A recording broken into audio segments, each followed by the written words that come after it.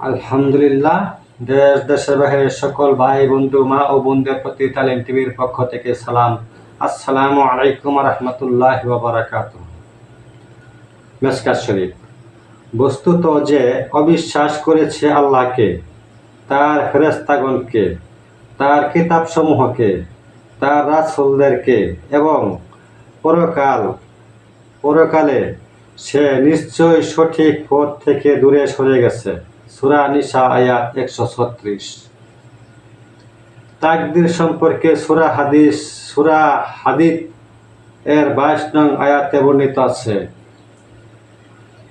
দুনিয়া এবং ব্যক্তিগতভাবে তোমাদের উপর যে কোনো বিপদ পৌঁছে থাকুক না কেন, তা তোমাদেরই সৃষ্টি করার আগেই একটি কিতাবে নির্ধারিত করা আছে।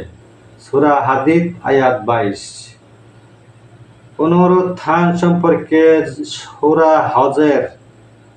সূরা হজের 7 নং আয়াতে বর্ণিত আছে, নিশ্চয় আল্লাহ পুনরুত্থান করবেন তাদের যারা কবরে আছে।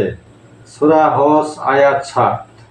এ বিষয়ে কোনটির সাথে কেন ঈমান আনতে হবে, নিম্নে তা বর্ণনা করা হলো।